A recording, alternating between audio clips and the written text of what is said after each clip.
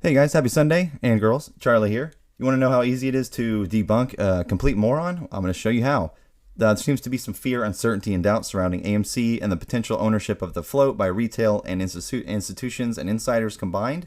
I'm here to tell you that it's more than likely that we do, and anyone saying otherwise has failed to even look into the subject matter whatsoever.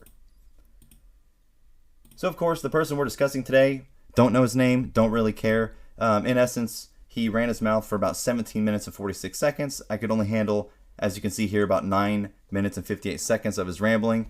He is going off of nothing. As you can see, the title of the video is AMC Stock Conspiracy Theories Addressed and Why the Stock Won't Hit 100K a Share, dash my thoughts. No one really cares about your thoughts because, again, they're inaccurate. And it's not a conspiracy theory if you have data that I'm about to show you. So hopefully I get a response back from this guy. Again, don't know his name, don't really care. So before we look into the data, let's go ahead and look at the components of what makes up a float. So you have the shares outstanding, you have the insiders, you have the retail, and you have the institutional ownership. All of these factors are going to contribute to the overall amount of shares held by these different parties, which is going to eat at that shares outstanding. It's going to lower that shares outstanding.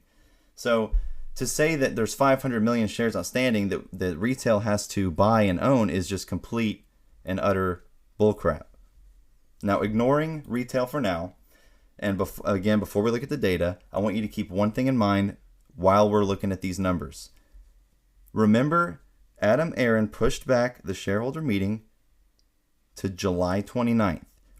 I've been trying to stress the significance of this move for months now. Now, I know a lot of people got upset because you have to wait a couple more months for life-changing profit. Bear with me here. If he would not have done this MVP move, I firmly believe that we would not have had enough shares purchased by institutions and retail to own the float. And I believe he knew that, which is why he came on Twitter and let us all know the day that he canceled the meeting.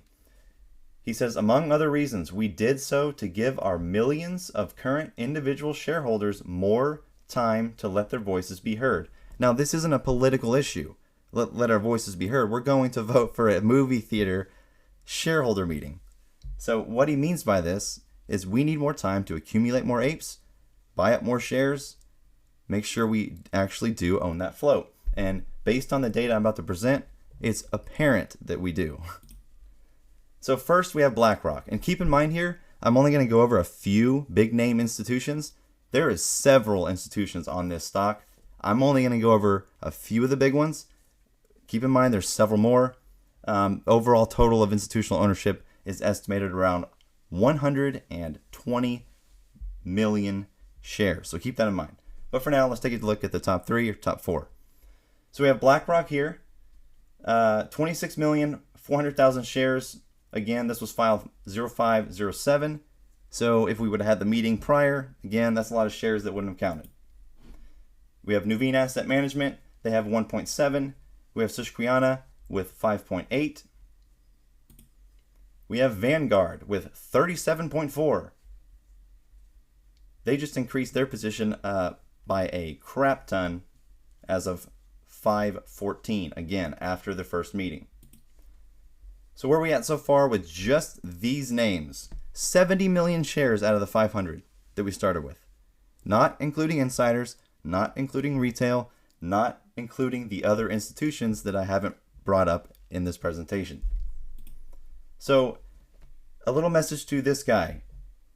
Why are you running your mouth with no evidence to support it? It makes no sense. Who are you working for, sir? Just tell us already.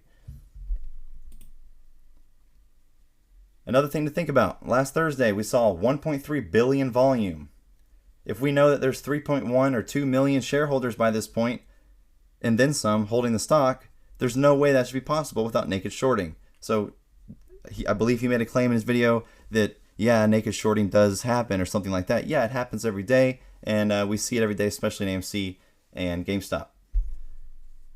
Now, again, we know based on the current data that I looked up myself, the institutions Just institutions own about 70 million shares, not even including insiders. So that reduces our shares outstanding to 430 million. Now keep in mind, 3.2 million apes. Adam Aaron said this in early March, that we have around 3.2 million apes as of early March, almost 3 months ago. That means if no one else would have bought one share from that date up until right now, including institutions, the average of retail needed to only be 134 shares per person. That's it. So to sit there and say that we don't own the float, that's crap. We do, clearly. Think about how much apes have joined us since then. A lot. I don't like to use Fintel, but they have been verifiably accurate lately. This is their latest projection for institutional ownership. It's almost upwards of 150 million. So I mean, just simple math, guys. Just simple math. And to the guy that's spreading FUD, I hope that I get a response from you with some form of reasoning behind your statements.